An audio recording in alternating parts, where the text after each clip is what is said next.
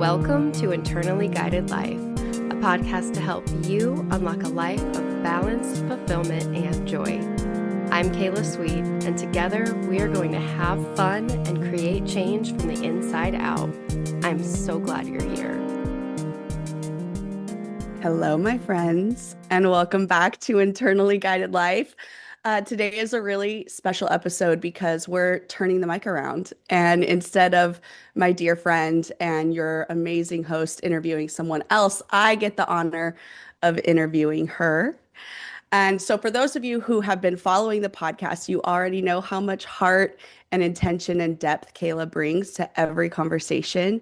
But what you might not know is the story behind the woman who holds the mic and holds this space, the initiations, the courage, the clarity, the soul that led her to this platform, to this business, and to this body of work. And so today we're going to be exploring her journey. We're going to talk about what called her into leadership, what shaped her path, what she had to shed, and what she's learning as she continues to grow this sacred offering and everything else that she is out in the world doing. So this conversation is extra special for me because Kayla isn't just a colleague and a co-conspirator in soul purpose and leadership work, but she's one of my best friends. And she's one of my favorite collaborators in purpose and leadership and soul. And I've had the privilege of walking beside her for almost 8 years now and cheering her on and witnessing her unfold in real time and walking hand in hand with her. So my hope is that this episode gives you a deeper look into her heart, into her story, and that her story helps you feel more courageous and more grounded and more guided on your own path. So let's dive in. Welcome, Kayla.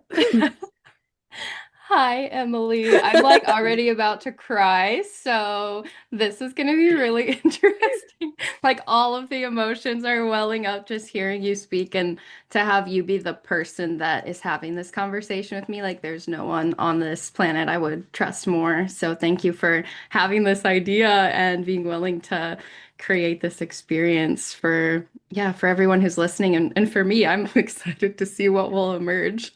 Yeah, me too. Yeah, I know. I'm so grateful to have an opportunity to explore your story a little bit, to really get to the heart and soul of this body of work, because I know how much has gone into it.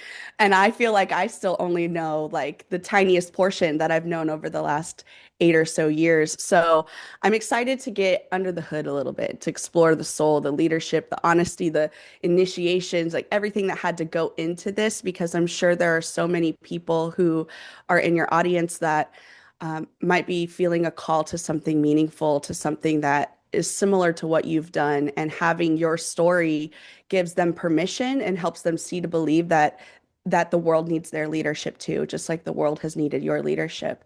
And so I'm really excited to start to dive into this with you. Should we get started? Yeah, let's do it. Okay. All right. I'm So when you terrified. think we're gonna have a good time. When you think about your leadership journey, Kayla, what's the first memory or moment that comes to mind? Oh, that's such an interesting question. So, I guess what comes to mind first is like when I actually started to think of myself as a leader because I was in management roles like very early in my life. I think I was in my first like assistant manager position at a Claire's when I was 19 years old. Um, Wow. so I feel like I've held spaces and positions where I had some level of positional authority, like for most of my career since I've been working, but I did not at all think of myself as a leader. I didn't even really know what that word meant as a 19-year-old girl, you know? Like I didn't even know who I was at that time. So I think when I started to actually figure out what leadership meant to me, it was probably in my mid to late 20s even I feel like it was a more recent embrace of this language of what it really means, the responsibility that I have to own it when I know that people are impacted and influenced by me, whether I'm in a role of formal authority or not. Like if people are listening, if people are looking to me, that's a huge responsibility. Like I have to own my own stuff so that I can show up in a way that's healthy, not just for me, but for them, to really honor that space. And that was something that was not even on my radar in those early years, right? Like that was something that started to emerge in our consciousness program. And maybe seeds were planted a little bit before that, something kind of brought me, drew me to that work in the years that were leading up. But that program really helped me solidify what it meant as far as leading isn't a position, it's a Hmm. state. It's like a heart space. It's an offering. It's a gift. It's like this sacred responsibility, right? Yeah, beautiful, sacred responsibility. It reminds me of this quote from Bob Anderson where he says that leadership is the emergence of the deep self in service to the system. Mm. And so there, like you said, you have to know your stuff, you have to own your stuff, and you have to know what kind of ripples and impact that has. But I also think, emergence of the deep self in service to the system, that means that there's a very sincere an earnest inquiry into what that deep self is and into what all of the blocks or the things that we've had to preserve or protect because that deep self didn't feel safe enough to emerge in service to the system.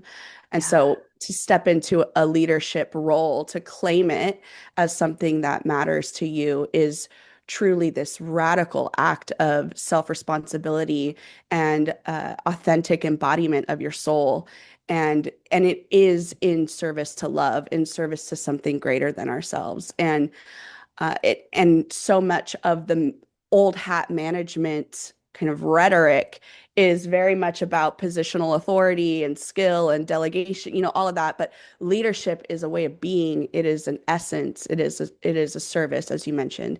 And so I'm wondering, Kayla, if you remember when that original spark came to you that this was something that mattered, that leadership development work was a calling for you. Yeah. I don't know if I remember the precise moment, but I remember the era of my Mm, life, I guess. So it was when I was working in community mental health, and I had worked for a year and a half, 2 years as like a feet on the ground social worker with, my own caseload and a position opened with a formal leadership capacity that I, went for. Like nobody, like who else? Like, why not me? I wasn't sure that I had the qualifications to be leading in that kind of way, but I also felt like I knew the importance of the work and that that would guide me in some capacity to help me know what was right. But I grew a lot in that role once I was selected and moved into a formal leadership capacity because we're working in the most vulnerable communities that you can imagine mm, with people on their darkest days. And the staff that I was leading were dealing with their own things. And the pay that they were making wasn't always enough to even sustain their families. And yet they were showing up for this work. And so I had this really, really powerful sense of the way I support them matters so much. Like this doesn't just impact them, it impacts our entire community. Like the ripple effects are so big. Like I need to get this right. And I didn't initially. Like I made a lot of mistakes. My intentions were good, but I think that sense of responsibility that I had for people at times led to me taking on more, like when I should have been empowering. And so some of those things had to kind of unfold through trial and error. But there was this deep belief that I had to become someone who could support people in this capacity because they needed to be supported in order to support our communities. And I had seen what bad leadership could do. I had mm, seen what toxic environments could do. And knowing that the impact of that is devastating for the individual impacted, but also their family, their community, all of the people that they touch.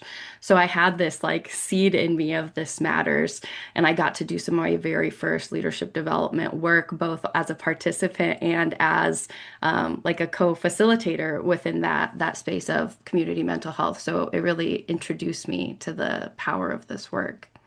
Mm. I'm also hearing seeds of systems thinking as you're starting to notice like how you show up impacts these folks and impacts how they can care and also impacts how the people you lead, how they are able to show up for their own families as well as your clients. And so you're really starting to see how the system is impacted by the leader who is the central hub and kind of like the life force or the the cultural direction setter when it comes to a system or an organization in which they're a part of. Yeah. Yeah, I think for me it's always felt very much like it's a service, but also like a caregiving of sorts Mm, to be in a role where people are looking to you. A lot mm, of people move into leadership because it's like the next step on their career trajectory. That never mattered to me. It still doesn't matter to me. Talking about career goals still seems very odd and abstract to me because it's always been about like impact and how do mm, we support people? How do we create change? How do we create environments where people are safe enough to be human and to not have to carry additional wounding from the systems of workplaces, right? Especially. mm, But even I mm. think community spaces, there are leaders that pop up in groups and religious communities and spiritual communities. Like we have all of these different containers for leadership. And if those people who people are looking to aren't taking that role really seriously, the potential for harm is just so great. And that's just something I remember every day. And I have to own it. I mean, I still make missteps. I lead a team and I'm not perfect, but I think part of that is owning that and being honest about that with the people who are looking to you so that they don't idealize you or put you on a pedestal or think you are any different than them because we're all just people. Yeah, I think the owning of your humanity and owning your journey and your leadership development process and this process of becoming, you had mentioned you have to become something. That process of becoming and lifting the veil a little bit on that with the people that you lead is really trust building. Yeah. And then when it comes time to a moment where that trust needs to be acted upon, we need to make a quick decision together. There's a crisis, we need to pivot. There's a change in direction, then the fabric of that trust, that relational safety has already been built. And so you're able to move together towards whatever you need to be working on as a system. Yeah. Um, I'm wondering if you could share a story in maybe one of these early experiences where you saw your impact reflected back to you, and that really solidified the responsibility of leadership for you. Mm. I mean, I can think of a few examples of when I made mistakes because I think those are Yeah, probably we the learned by contrast for yeah, sure. like those are the moments when I really realized that I needed to continue my own work, right? So I think of those early years in community mental health management where I was unintentionally, because I had this deep sense of heart and responsibility, taking on more when I should have been empowering more. And what I realized when it hit me that this is what I was doing, so I wasn't doing it on purpose, was when people didn't feel like they could make a decision on their own or feel like they could move in a direction without getting my like clearance or without like talking to me about it. And so when those calls started coming later and later and the messages and the emails, and I started thinking like they have the skills to make these decisions, but I keep stepping in. Like as long as I keep stepping in rather than asking them what they want to do, I'm not empowering them. I'm creating this sense of they feel like they don't have the capacity to make these decisions on their own. Like I'm in some way hindering their growth and their self-trust by continuing to step in. And that was like devastating, right? Because it's like the complete opposite of what mattered to me. And so that began like the work of really releasing, like releasing control and doing my work to figure out like what do I own? What is my responsibility in any given moment? And how can I start asking people what they think, what they want, coaching them to come to their own conclusions rather than providing answers so that they felt that empowerment and they were actually able to build those skills over time so that they didn't feel like they constantly needed to run things through me. And then watching the way that they bloomed and they grew once I started to make those shifts was very affirming. Like, yeah, like every person that I was working with, every person that I was leading, like had so much heart and passion and intelligence and skill, and they needed me to step out of the way so that that could really shine. And once I did and I could see that happening, it was like, okay, yeah, we're on to something. Yeah, I'm imagining that it just liberated this creative energy within the team, within the system that you're a part of. And then who knows what can happen with that when there's a new creative intelligence that is allowed to express itself through your people because you're not stepping in or micromanaging or hindering their decision capacity. Like you're enabling them and liberating them to express themselves more fully. And I imagine that that feels great for you as a leader because you have to hold less of their day-to-day task management and all of that. But Yeah. also you get to be surprised by the creative intelligences that come out and the outcomes that you guys can create together could be really unique and innovative. Yeah, we do so much more when everyone feels like safe to bring their opinions and their thoughts and their experiences to the table. And Mhm. I think leaders often don't realize that they're micromanaging. You use that word. That's like so, it's like nobody wants to be micromanaged. Everybody hates that in any kind of organizational space, right? And yet, so much of that is still happening unintentionally because people don't realize that they are doing it. And I didn't realize when I was creating that type of environment where I thought I was helping. And I think that's what a lot of leaders believe is like, well, I'm taking this because I'm helping. But it's not actually in service of this person who has full capacity to rise to this occasion and has their own story to bring to the table and their own creative intelligence that together we can create something so much more powerful than I could. I mean, what do Yeah. I know? I'm just a person. So much more powerful for me to create the space for us to do something together than to think I know the ultimate answers, Mm, right? mhm, mhm. But that requires vulnerability. And I think there's a fear within leadership too, right? Like, if I don't know all the answers, why am I in this role? I Yeah. hear that a lot when I'm coaching leaders through burnout. It's like, well, if I delegate everything, if I trust everyone, then what am I here for? Like, well, that isn't what we're here for, but we create these stories that is what is giving us our jobs is this like control factor, but it's really about the containers you're creating and the safety you're creating for people to Mhm.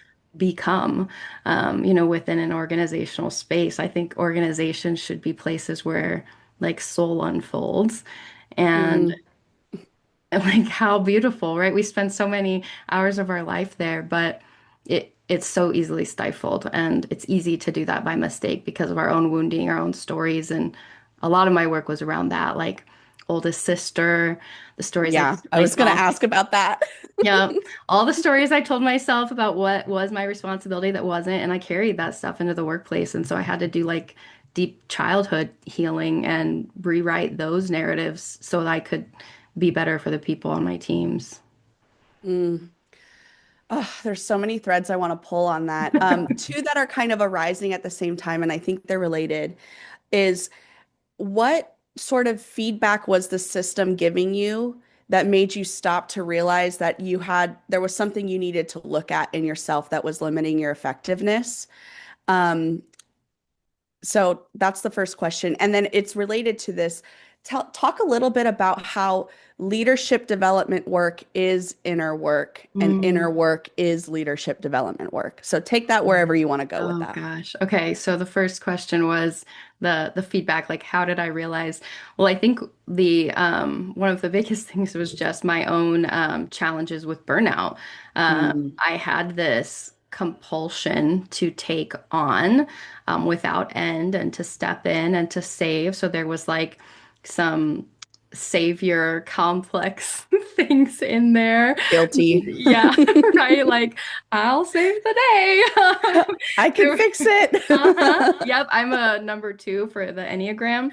So the course you are. helper, right? Yep, like I want to help, I want to help, I want to help. But like, what does it really mean to help? Like there's a deeper layer of what help actually is. It's not usually the surface level band-aid Yeah. solution we think it is. Yeah, true help is usually more complicated than that. But Mhm. anyways, I think my own state of energy and the stress that I was carrying and holding was like Mm. the signal that I couldn't ignore because for my own like well-being, if I was going to continue to do work of service in the world, I had to figure that out. So that was like very prominent. But there was also the way I was watching my team echo my behaviors. If I was Mm. responding to emails late, they were responding to emails late. If I was, yeah, whatever behaviors I was doing, if I was stressed out, they were stressed out. They were mirroring my responses to situations. And I just realized, oh my, like there's a huge amount of influence and power that I have stepped into beyond just managing caseloads and making sure the right actions are taken. Like these are people's lives, their way of being, the way they're holding themselves in an organizational space. They're looking to me to model what's expected, not just tell them. And that means I have to do my own work. I've got to figure this shit out. That's amazing, Kayla. Just the fact that you had the system and social awareness to be able to see that, like, your energy brings a certain resonance that is then matched and reflected back to you in the people that you're leading. The fact that you could even acknowledge that, I think, is a level of awareness that many leaders might not have. And so maybe we could talk about advice that you might give later. But I just want to commend you for that because that is to be able to see what's happening around you as a reflection of your inner state of being is, I think, an evolved level of consciousness and awareness. And for you to have that at such an early age and stage in your career, I think is truly remarkable. Well, and it wasn't like I had come to it on my own, right? It was therapy. I studied Yeah. psychology for undergraduate, so I had this curiosity in humanity and how we grow, how we change, how we heal, like from day one. Like that has always been in my bones. So that was already there. And then once I began the consciousness program, right, all of the amazing like mentors through our professors and the work that we got to dive into, like that really solidified some of my belief systems right in this area. So, Yeah. So then talk a little bit more about the connection between inner work and leadership development work. yeah. Yeah, I for me they are like you can't Nice. separate them. They are the exact same thing. Um if we are going to be the type of leaders that the world really needs, like the people who can hold complexity, who can adapt to change, who can create psychologically safe places for people, that requires that we be safe within our own bodies and our own minds. Damn, that was good. So if we aren't, like, then that's what we're creating. And so Yeah. all of the work that we create these divides. Professional development is over here and healing and growth is over here. No, like you don't, it doesn't work that way. If you haven't done your inner work, you don't actually realize so much of the things that are unfolding in your business practices. You don't realize. It's just totally off of the radar because we think of leadership development, we think of all of these skills and systems and strategies, and that stuff's important to a degree. But the inner work, if that hasn't been done, the effectiveness of all of that other stuff is compromised. Like none of it even matters if you haven't done that deep work. And so often when people come to my leadership workshops, I hear phrases like, this feels like therapy, or like, I wasn't prepared for this. I'm like, it's not therapy, it's inner work, and inner work is leadership work. Like they are the same thing. If we aren't aware of our own stuff, if we can't pull apart our belief systems, if we can't try to figure out where our blind spots are, where we're triggered, we aren't going to be able to lead effectively. So, yeah, I don't know if that Mm-hmm. Yeah. Mm-hmm. Yeah, it's like there's this brave and courageous journey of discovering self, discovering what is in here, what is that authentic essence, that soul that is desiring to be expressed into the world, and what is all of the stuff that prevents me from doing that authentically and naturally. And that is my leadership development work. Because if you want to Yes. be the most influential, if you want to be the most magnetic, if you want to be the most fulfilled, if you want to feel good about your legacy and your integrity and the outcomes that you create, and you want to lay your head down at the end of the day feeling like what you did matters, that the impact that you had matters, you have to create those outcomes from that place of authenticity. And if you don't know what that is, or you don't feel like it's safe enough to be that, that's your leadership development work. And bonus, it's also your personal development work. Like that you get to double dip in your healing journey and you get to be more Yeah. effective and you get to be happier. I don't see where the drawback is on Right. this. The only downside is that it's hard as hell. Yeah, yeah, that's it. I mean, Like, you might cry. It's fine. right. We're gonna get through this, but it's gonna be worth it. Yes. Yeah. It's so powerful to just open up those spaces, like you said, for authenticity. And I think it's also one of the hardest things for people that have positional power to do because we have Yeah. all of these societal constructs of what it means to be a leader and how we Oh are yeah. supposed to present ourselves and how we're supposed to interact with the people that are that we're serving how, like all of those stories that have been integrated into our paradigm of thinking by our families, by our religious structures, by our society, by our media. Like all of these things have created these stories that make us, to a degree, go in and play a role rather than go in and be ourselves as a leader. And that has been a huge thing for me too, because I think in those early years, I was very much trying to be what I thought I was supposed to be rather than like really leading from that inner core of who I was. And it's exhausting. It's so exhausting. I think of the burnout that leaders experience. And I think a Yeah. large part of it is, we're trying to carry these roles, these masks that are so heavy because they aren't integrated with that authentic essence, with who we really are, because we still don't feel safe. And so we have this protective guard around us that's heavy. It's heavy to hold. And then people can feel that there's something off.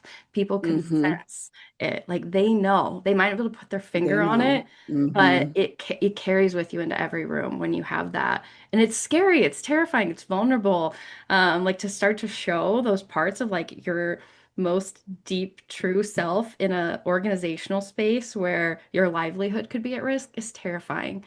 And if we don't have people brave enough to do that, where are we heading? Like, that's the scarier thought to me. Exactly. It is a scarier thought.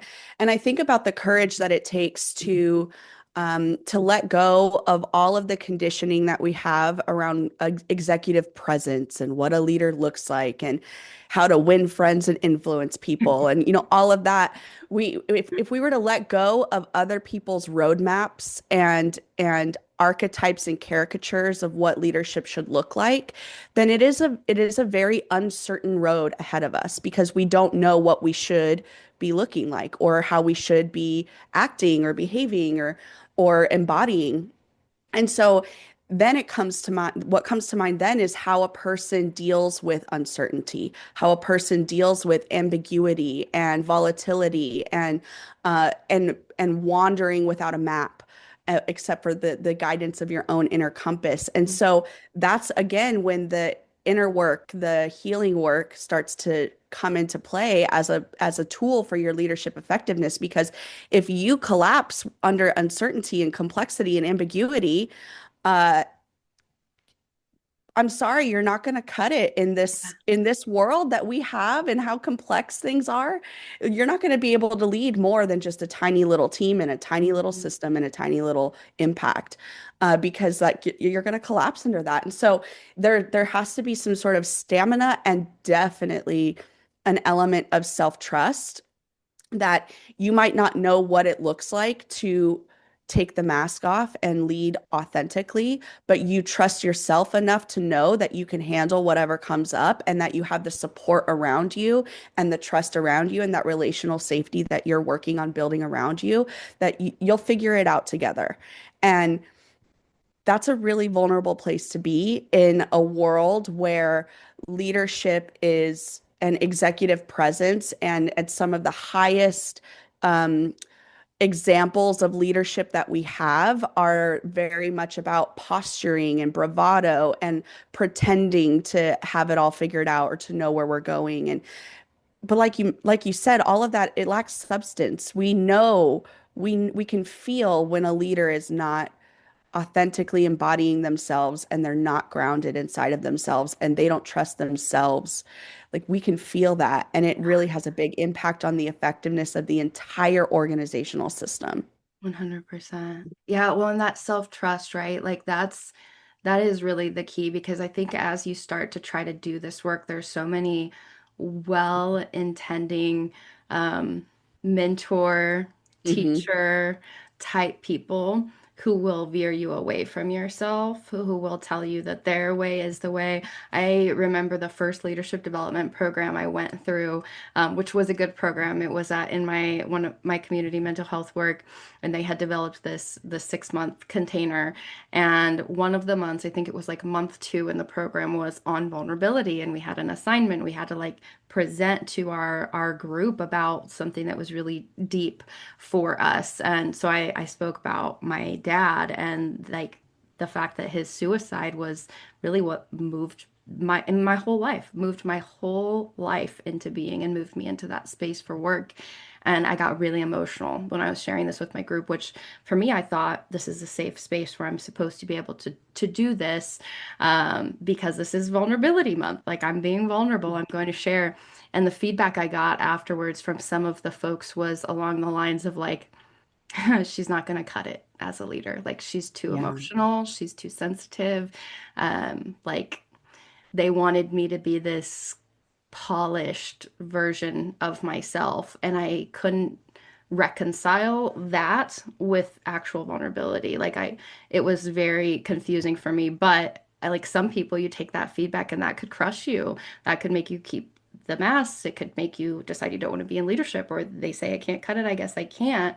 I think those people who are told they're too sensitive or too much, or like those are the people we actually need in leadership because they're like deeply intuitive and connected to their inner experience and the experience of others. You do have to create skill sets around that and boundaries and all of that, but you also need to like harness that Hmm. emotionality. Like that is a superpower. So Hmm. I had to trust myself enough to believe that I did have it, even if other people were telling me otherwise. Like that's a hard ask, especially when you're still figuring it out, you know? That's huge, Kayla. How did you take that feedback from the system around you? So you're presenting yourself authentically. The system has pushback because systems always try to regulate towards the status quo. And so if you're a leader who is leading in this new soulful, purposeful, internally guided way, the system is going to push back and expect that. So how did you, Kayla, have the stamina and the fortitude to receive that pushback and still trust yourself enough to know that your way of leading was right for you? God, I wish I knew. Like, I wish I could put it in a bottle. Like, but I think for me, it was just the recognition that what I wanted to do in the world was gonna feel like swimming against the current. Like I knew Mm. that. I knew the type of leader I wanted to be wasn't one that had been modeled to me often, and that it wasn't the norm or the status quo, and that it was going to be hard, and that I was going to be probably rejected from certain spaces or systems because they weren't ready for the type of leadership I wanted to embody. And so I think there was maybe just this, I don't know, internal drive to do it anyways, to become something that maybe we didn't have the full maps for. And I think that's why I looked to not leadership material, but to psychological material, to consciousness and transformational Hmm. studies, because that gave me maps that I could follow. It gave me something to hold on to when everything else felt very unstable. Hmm. Yeah, that sounds like vision to me. Yeah, I guess. Yeah. Hmm. Yeah. I don't know what it was at the time because I was very, um, it was hard. Like I was going through a lot emotionally. Like I felt like I was completely falling apart. But there was just Yeah. this deep trust that this was going somewhere and that it was for a purpose and that I just needed to continue through it and not stop in it. So, like I just knew Hmm. I had to keep going and keep experiencing. But I also think when you grow up and you have like so much trauma in your life and you experience loss and hardship to those degrees, you know that that's part of life. You know that it's Yeah. not all going to be easy. And so there weren't like illusions around that this was going to Mhm. be an easy journey. Like, I just accepted there were going to be parts that would be hard. Yeah. I had a very similar experience where I had a team and we were in a learning and development team in a big organizational setting, and we were, I firmly believe, and this was reflected back to us through feedback that we got from the people who were in our courses, that we were the heart and soul of this organization. We were bringing like the humanity back to this work. And and I can tell you that we got so much pushback from the system, from the old hat leadership that believed that it needed to look a certain way, to the point where there was one instance where I was sitting in an HR investigation meeting because someone was expressing their vulnerability and they were in a leadership position and somebody else reported them and said that they were unfit for leadership. Mm, But they were really, it was in the middle of the pandemic and they were just expressing that they were having a hard time, like yeah, literally everybody else. right. And and I had this realization that my team, we were making a big enough impact on the system that the system then started to push back on us. Like we were disrupting the status quo and it was going to find a way to kick us out like a virus. And that's what was happening. Mm, And I had this awareness in the middle of this HR investigation meeting. And there was something inside of me that just knew that we were not wrong. We were not doing the wrong thing by encouraging vulnerability and truth and authenticity and mindfulness and healing in these organizational spaces. And that this was, like you said, there's a current that we're going to be swimming up against if we're trying to change the paradigm of leadership. And I would say that purpose-driven, soul-driven, internally guided leadership is a paradigm shift that many of us are starved for and we know we need, but we don't know what that looks like. And we're afraid of being the one to be ostracized because of it. And yeah. so I mean, it's just like it's it it really settles in how important it is to have a vision and to have co-conspirators like how I feel you are for me. Like I wouldn't have gotten through that time in my life where the system was pushing back on me if I didn't have people like you who were reflecting the truth that I knew in my bones was what needed to happen. And so it's just like one of those really important support systems that you're able to build for yourself and also staying connected to the vision. And Yeah. so I'm wondering if you could share a little bit about how you turned vision into this business, into this brand, into this podcast. I know we might be skipping a couple years here, but like I know something was brewing inside of you for a long time before you actually launched. So can you tell us about that transition? Yeah, I guess I'll try to articulate it.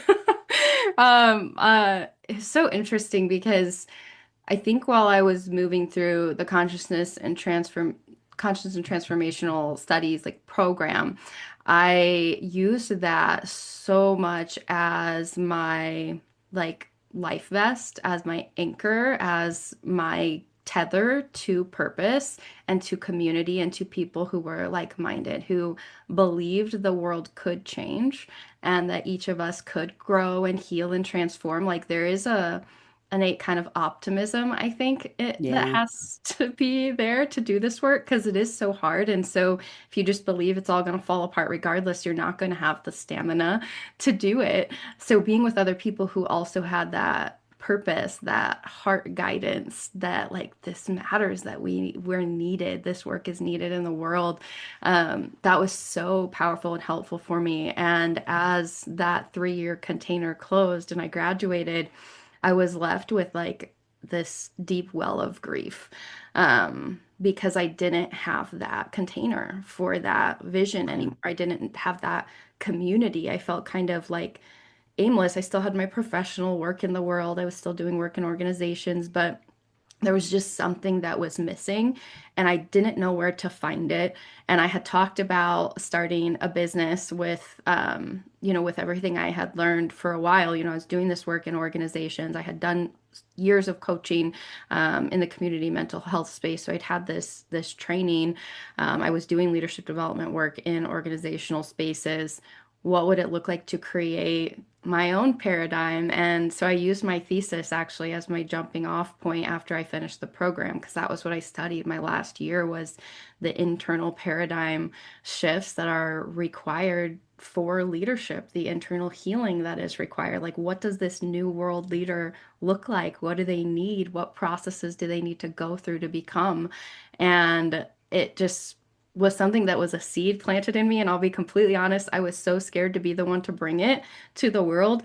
And if it was not for my husband, like believing in me and telling me, like, stop talking about it and do it. You can do it. You don't need another certification to do it. You can continue to get those.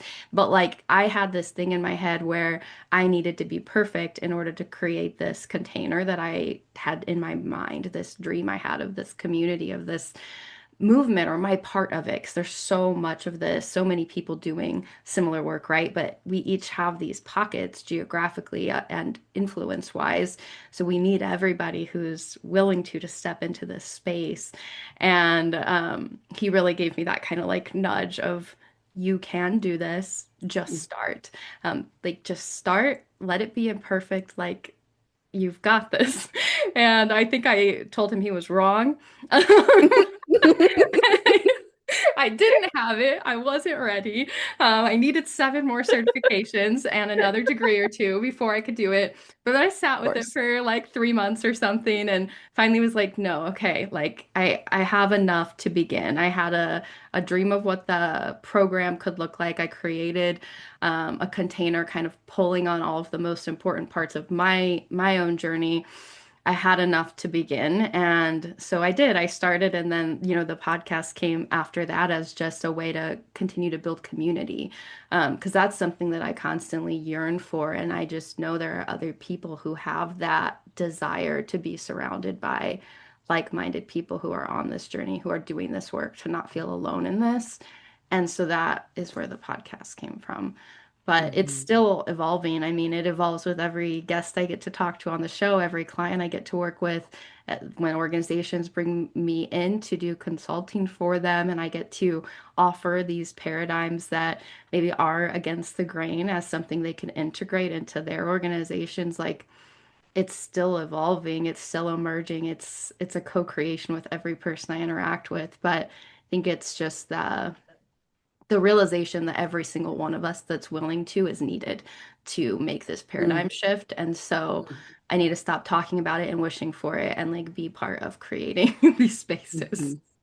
Yeah. Yeah, and you've done such an amazing job. Like I look at the people and the topics that you've covered in on this podcast, and I'm seeing just such a rich and diverse ecosystem of vision holders and change makers and engaged spiritual activists and stewards of a new way of being and relating and leading and creating in the world. And I'm just like I'm seeing this really rich web of support. Like this shows that we are not alone in our vision. Like we might have different ways of contributing to a vision, but like you said, if we're willing and if we want to, the world really needs us. We are part of the solution, and our unique gifts, our perspectives, the things that we're so nerdy and interested in, all of that matters. That is an important part of the gift that you are meant to give the world in this lifetime.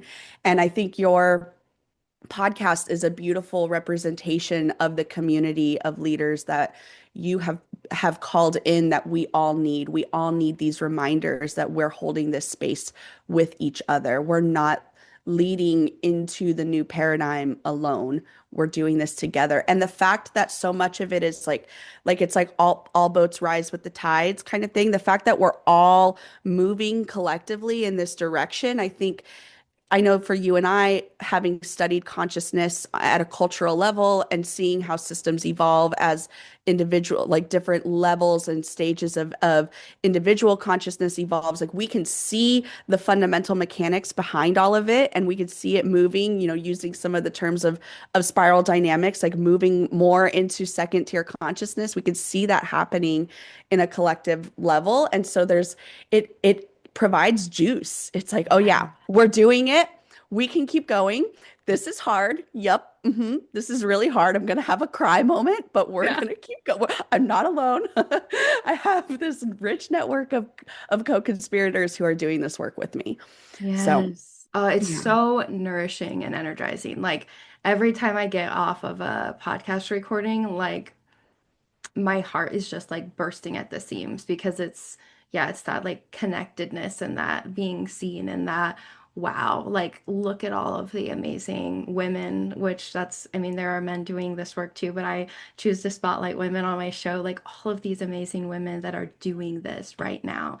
Like, oh my gosh, like it just, you can't help but maintain that hopefulness, that optimism, even in the darkest days and in the moments that feel like insurmountable, when you know there are all of these amazing souls out there, like moving with you even if they're not close geographically. Mm-hmm. Kayla, I'm wondering if doing this podcast, or not if, but how has this podcast changed you as a leader? In every way. Like, I'm gonna cry. Um, I think every single guest that I've brought on has like fundamentally changed me at like a cellular level. Um, I'm about to just like lose it crying. Um, the me I am today is completely shaped by every conversation I've had over the last 2 years. Like, I have these moments with people of connectedness, but also of my own perspective widening, enhancing, becoming more encompassing as I see the world through their eyes. Mm, I don't think anything has been as powerful as that. hmm Oh my gosh. Losing to Emily. Thank you. Yeah, I'm imagining you, one of my favorite teachers, Francis Weller, in the grief work, he talks about becoming immense and becoming big enough to be able to hold the multidimensionality of reality and the multiple truths, the multiple perspectives, the complexity that life is, to be able to sit in the tension of paradox without collapsing, to be able to receive all that life is giving to us as incredibly important, vital, alive information and wisdom for us, for our own healing, but also for our leadership. And I'm just seeing that with every guest that you have, you become more immense because they are gifting you with their worldviews and their perspectives and their approaches, and you are becoming bigger and bigger and bigger, and therefore able to hold more of reality. It definitely feels that way. It like yeah, like I am receiving so much from every conversation and like knowing that other people like that it's beyond us, whoever's having the conversation, that people are listening and sharing and like on this journey with us is so Yeah. powerful. Like beyond my largest dreams or imaginings, I can't even put it into words how powerful this space is. Like I started it as just something that I wanted to do to give back and create community, and it has become something that's like so ingrained into like Mhm. my own growth, but also my contribution, like the power of these spaces, of these conversations, like this is the work, you know? Mhm. Going back to, you said you started this podcast because you wanted to create that community. Was there a story that you were longing to tell or let others tell that wasn't being shared anywhere else? Like, what was the need that you saw that you felt this and this community could meet? Yeah, I think just overall, I realized that the conversations I was having, primarily in corporate spaces, that's where I've done a lot of my work. Um, a lot of the concepts that we have the privilege of being exposed to aren't widely embraced yet. And I think Hmm that that's something that's always like surprising to me because I feel like once you've been like exposed, you're like, oh my gosh, like there is so much power and potential here. And then starting to operate in these spaces and realizing how many people haven't had the opportunity to be exposed to the information, to the resources, to the research, even the evidence-based practices that exist within transformation, like within transformational paradigms, like that it's just not super widely shared. There are those platforms that are doing it and doing it really well, and there are also so many people who have never heard of or been exposed to those things. And part of my personal mission is that I want to help people access the resources and information they need to like grow, heal, and thrive. And Mm. what would be an easier way for people to access it if they don't know where to look? Because I didn't know where to look. I didn't know where to find this stuff. I found the program that gave me a container to start to bridge some gaps and find community and connection.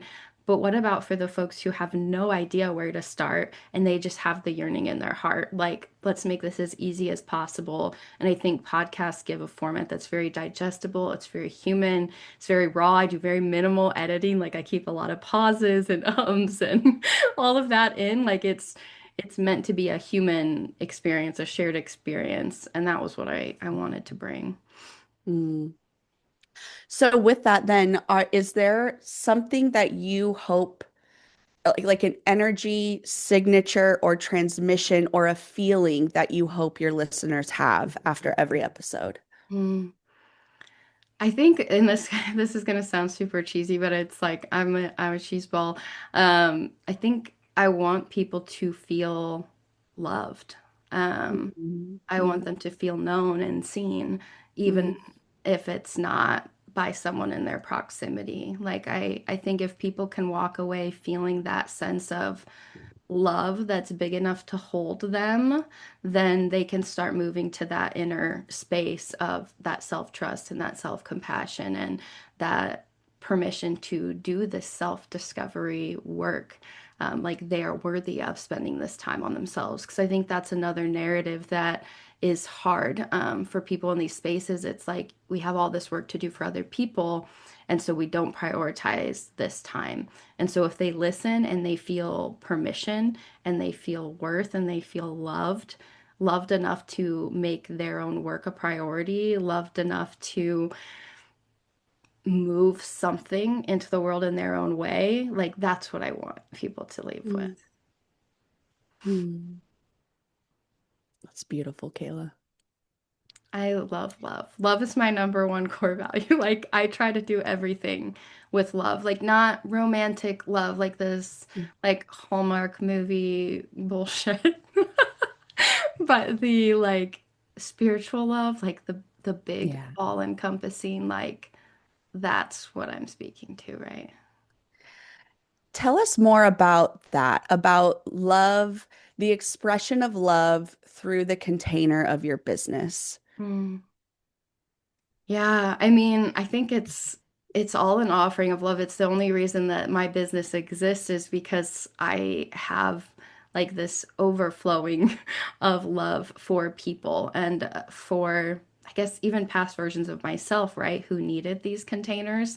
Um, and so when somebody schedules a consultation call with me, it is a opportunity to get to know them as a human being, to hear their story, to honor them, and that is love. And even if they decide to go another route for their healing or their support, like I've offered them that love and that call. And for those who do feel that alignment and want to do that ongoing work with me, what better way to make people feel loved than to hear what they are going through, what they need to help walk alongside them as they do this self-discovery. Because, you know, in coaching, like I'm not doing that work for them.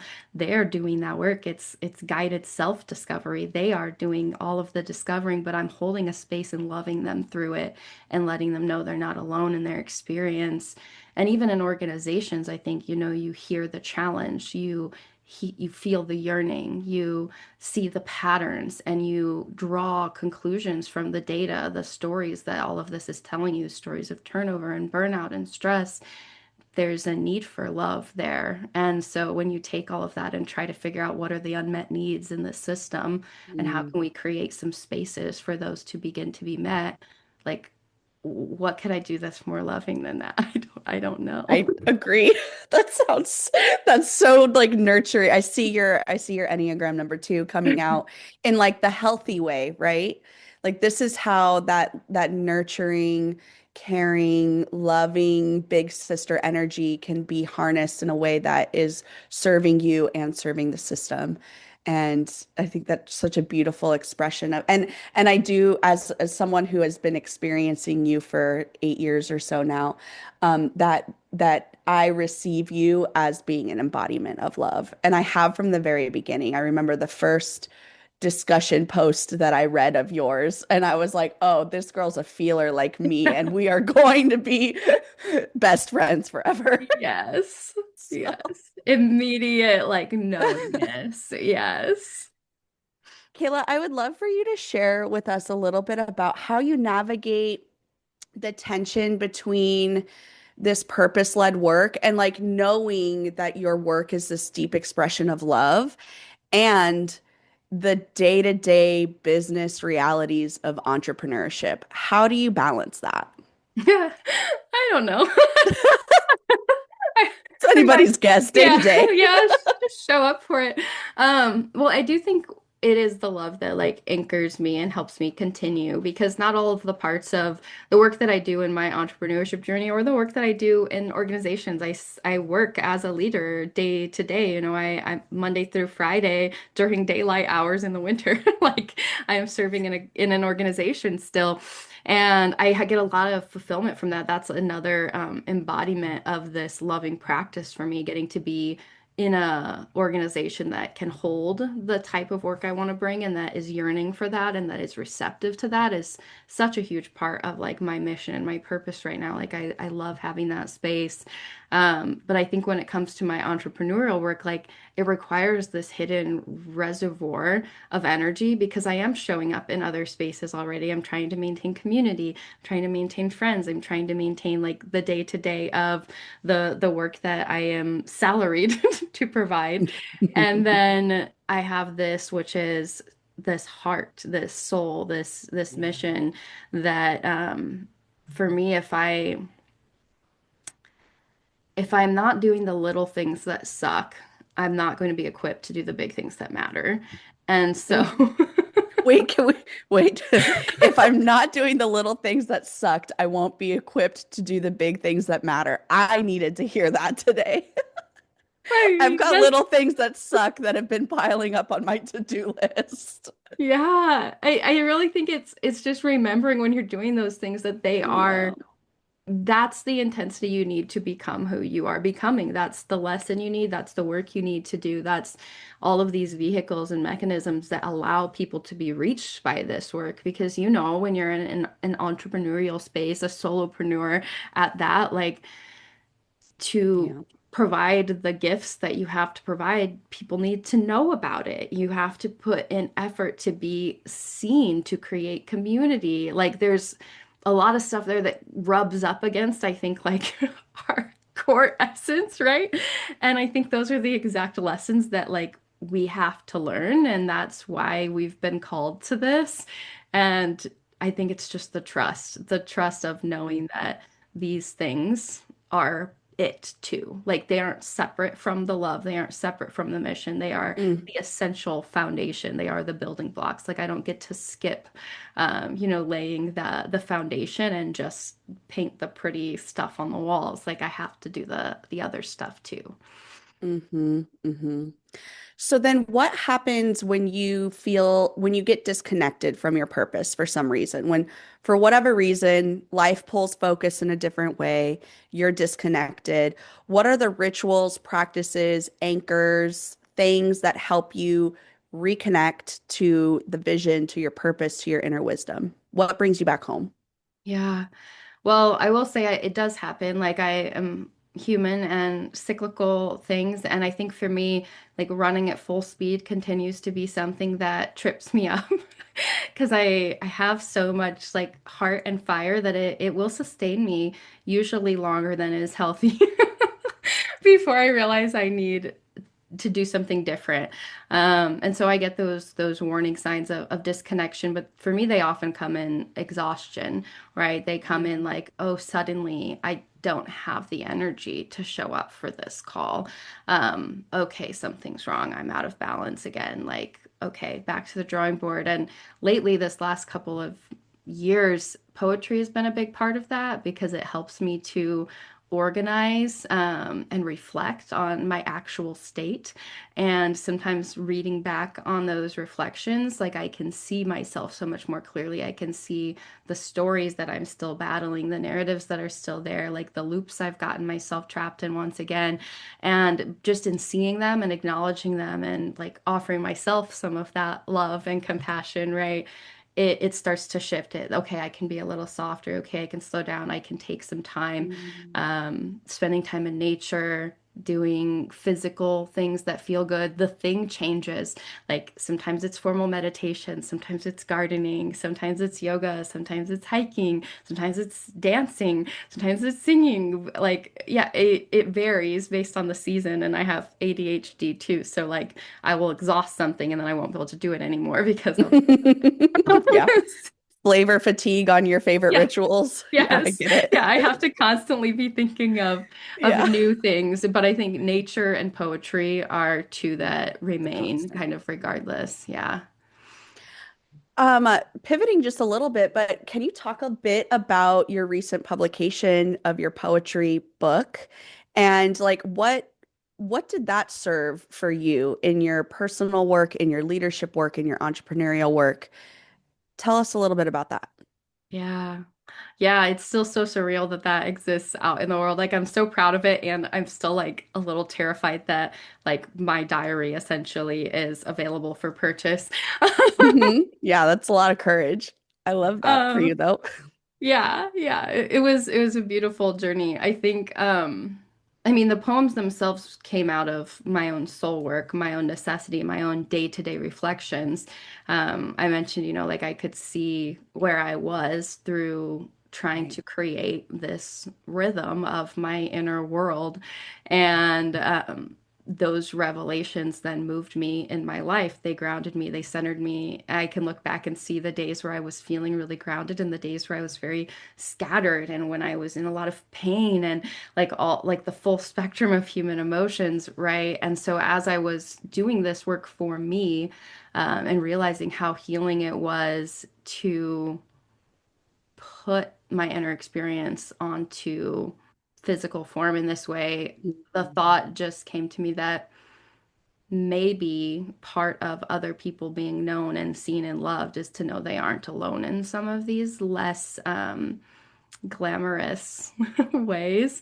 Like maybe if they had access to some words that might resonate with their lived experience, that could be a gift. And also, it's the vulnerability thing where I preach vulnerability and I say we need to lead with authenticity. And yet, what stories do I still hide? What pieces of me do I still not put on display? Well, they're all in the poetry book. So here it is, like raw and real practice of this is me, this is who I really am. These are the thoughts that I don't tell people about, but yet they're available to you. And I hope you see yourself in them. Mm. Have you felt a shift in your internal state of being since you've released this into the world? That's such a good question. I think it still all feels so surreal, but the part that I really love is hearing the reflections back from people who have had a chance to engage with it.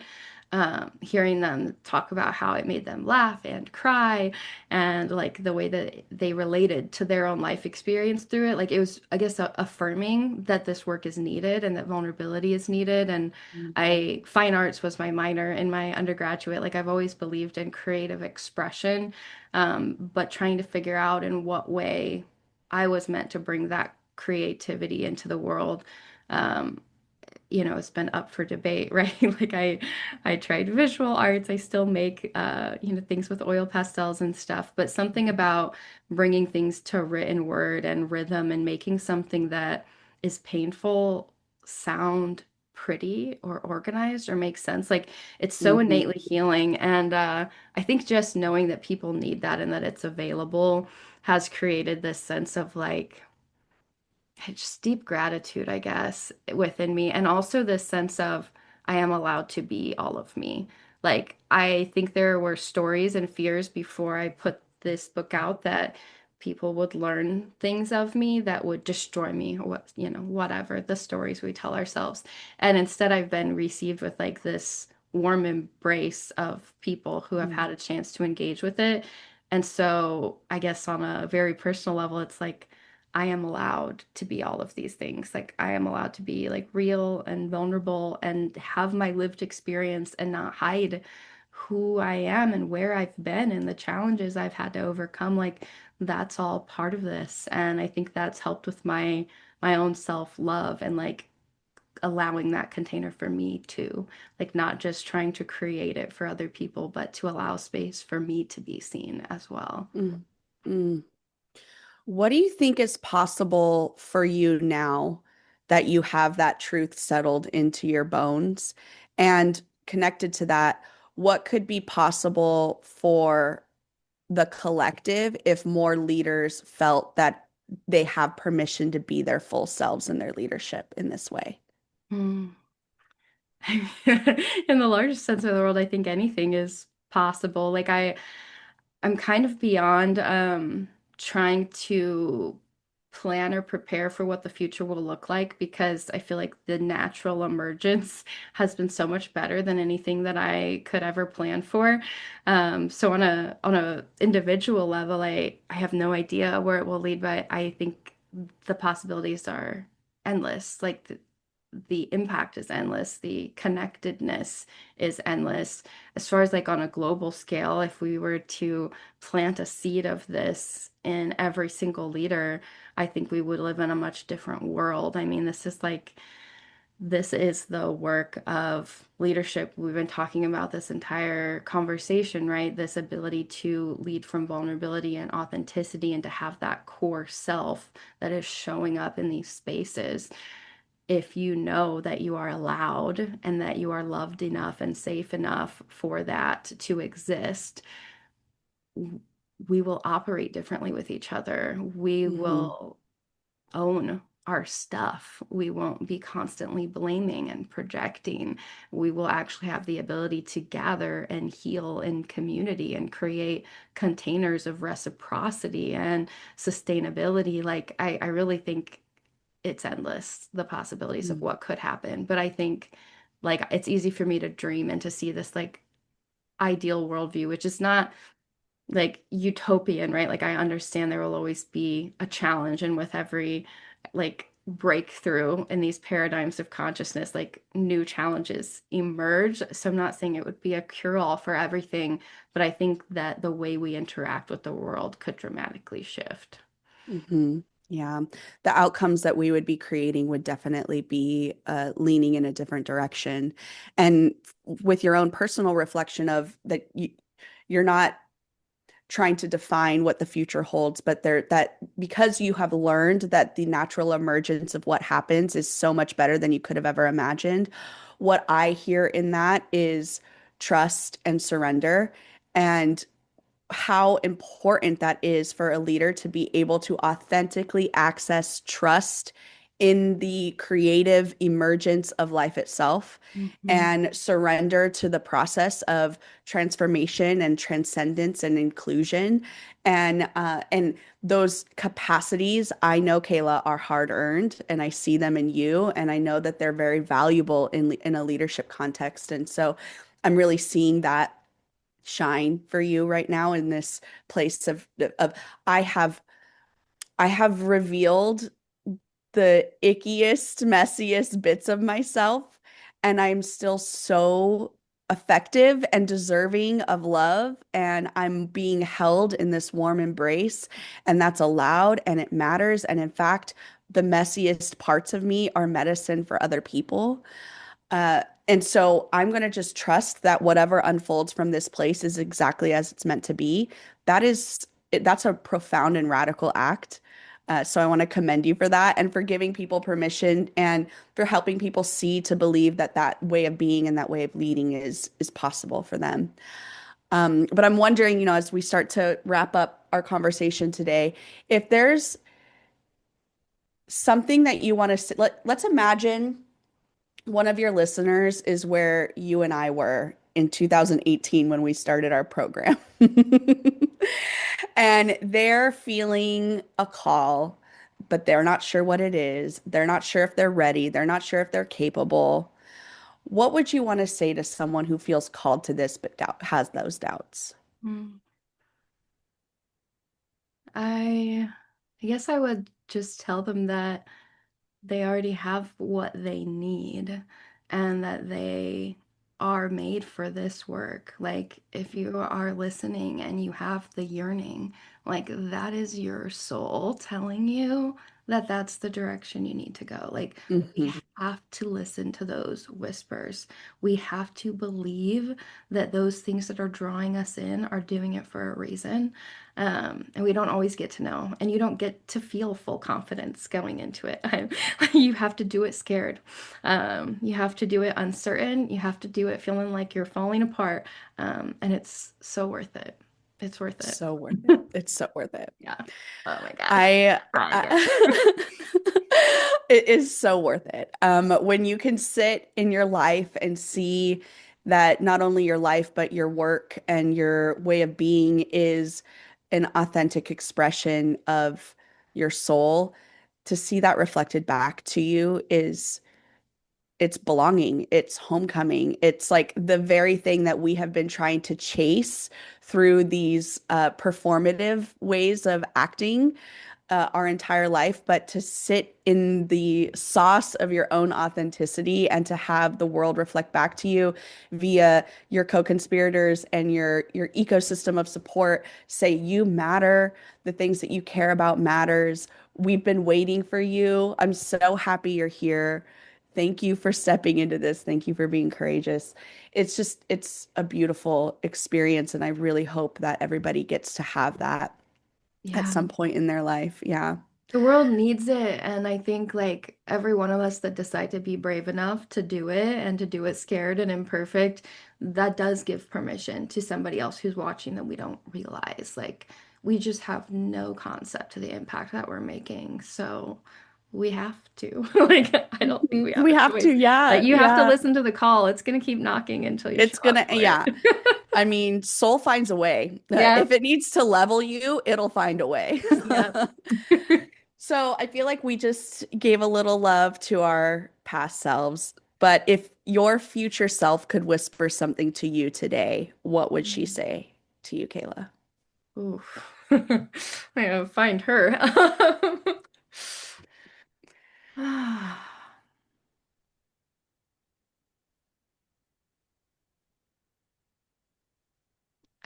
I think she would just say that it's worth it. Like, keep going, keep moving, keep showing up. Like, it matters. Um, because there's that wise part of me that knows that, but there are the days where it's like, why am I trying to do so much? You know? Like, I occupy a lot of spaces. I spend a lot of energy pouring into this stuff. But I think she is kind of constantly there, like, helping me to see the big impact of that. And, like, if I'm on my deathbed, it's the end of life and I'm looking back, what impact do I want to have made? And if it's one of love that empowered other people to, like, step into themselves more fully, to give them resources to love themselves to into being, into radical responsibility, into leadership, then yeah, my work is done here. Mm, so it is. So it shall be. Right, one of the many, right? I need every Hmm. single one of you that's feeling called to join me on this because Hmm. we can't do it alone. We got to hold hands through this. Yeah. So, Kayla, last question. What do you feel is currently emerging in you as a leader? What's bubbling up for you? Hmm. I think I'm just still learning how to create a rhythm that's sustainable Mm, for myself and for, like, to be able to create spaces for other people to have that. And I've been transparent with you in that, like, this busy thing keeps Oh knocking gosh, at my door, same. right? Like I love the quiet spaces and the introspection and the reflection, and yet my lesson as a leader is constantly that I'm not creating enough spaces for myself for that, in spite of being so heavily invested in this work. And that feels so edgy and hard to even say out loud. And so I think that's just the journey I'm on right now, where I still have some things to learn here about balance and rhythm and seasonality. And I think that that is this next like peak of my own development. And as I navigate that and figure out what feels sustainable and healthy for me, something else will break through that I can bring to other people. But I have to Hmm. show up for myself in that work first. So Mm. I'm so grateful that we get to navigate this together because that too busy shadow edge is really alive for me yeah. too. And also I love that last little bit that you just said there about how you have complete trust that when you turn inward and you do the inner work on yourself on this thing, that something creative is going to emerge that is going to serve your clients. Mhm. And if I could encapsulate the theme of this whole episode, it's that when you do your inner work as a leader, everyone around you benefits, Yeah. including yourself. So like it's the return on investment is amazing and important and it matters. It Yeah. makes really big ripples. Yeah. Yeah. It matters. Thank you so much for joining us today. Thank you, Kayla. I'm so glad that we got to do this. And I just, I love you. You are one of my deepest friends, my soul conspirators, my collaborators, and your honesty, your wisdom, your vulnerability, the way that you continue to walk this path with so much integrity and intention. It is an absolute gift for me as your friend to witness your leadership and as someone who is deeply committed to this work as well, to know that I am not alone in showing up in this way. It makes me feel this is what belonging feels like for me. I am authentically myself, you are authentically yourself, and together we get to create outcomes that really matter. And that feels like the most nourishing balm on my soul. And so I feel like you are an answered prayer in my life. And I'm so grateful that I get to witness you in your work and in your process. And I just want to say to if you're listening and something in this conversation stirred something awake in you, like an idea or a desire or a sense of possibility or a curiosity, like Kayla said, trust it, follow that thread. Like those things are important. Those are soul clues, and your story is unfolding before you too. And there's space and a need for your leadership in the world. And I want to see all of us becoming and embodying that because it matters. It matters for us as individuals. It matters for us as an evolving humanity.